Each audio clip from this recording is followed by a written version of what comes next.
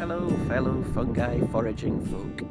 I thought today I would show you a species which is super common and often causes some confusion and also a little disappointment when you see it. But it's a very beautiful species, so come and have a look at it. So this orange mushroom is Hygrophoropsis aurantiaca, the false chanterelle. From a distance, it's very easy to get excited and think you're seeing true chanterelles, which are of course an absolutely delicious mushroom. But there's several features which will show that this is the false chanterelle.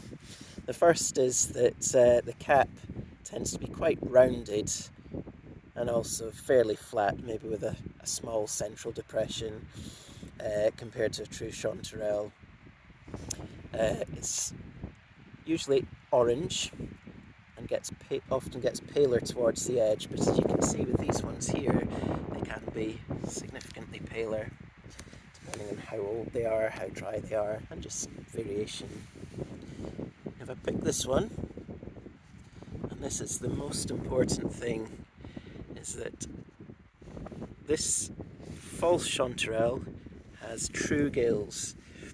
Chanterelles, cantharellus species, don't have gills like most gilled mushrooms. They've got folds on the underside of the cap, whereas this one has gills, so they're like curtains that hang, thin curtains that hang straight down from the cap. And another really important feature of the false chanterelle, as you can see here when I get close up, is there's repeating forks in the gills. So each gill may fork several times as it moves from the stem to the cap. The gills of this mushroom are decurrent; they extend onto the stem, and they're also bright orange, usually like the cap, although also can be quite variable. So another really important feature to tell us that this is the false chanterelle is the shape of it. I've already mentioned the shape of the cap, but the stem is much thinner than the stem of a true chanterelle, and it very noticeably stays thin up to the cap before opening out as the cap, whereas a true chanterelle will be much more of a gradual taper, like a trumpet shape. Now, one feature that's often quoted with the false chanterelles is that the flesh will be orange, but in fact this is not always true.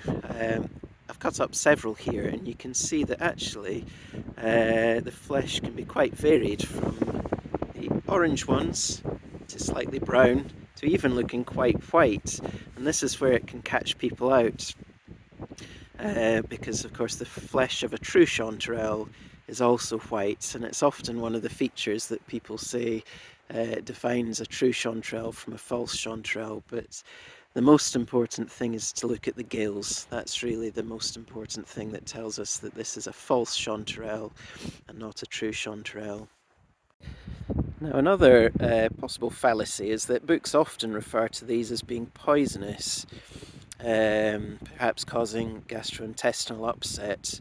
But in fact, I think in many parts of the world they are eaten, and the reason that some people get tummy upset with them is because of certain perhaps indigestible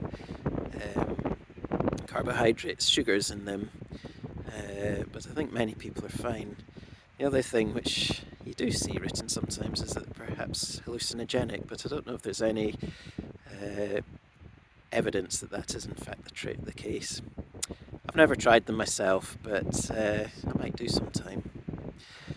So anyway, they're a very common, but also very pretty mushroom to see, and don't let the fact that they're not true chanterelles disappoint you when you find them.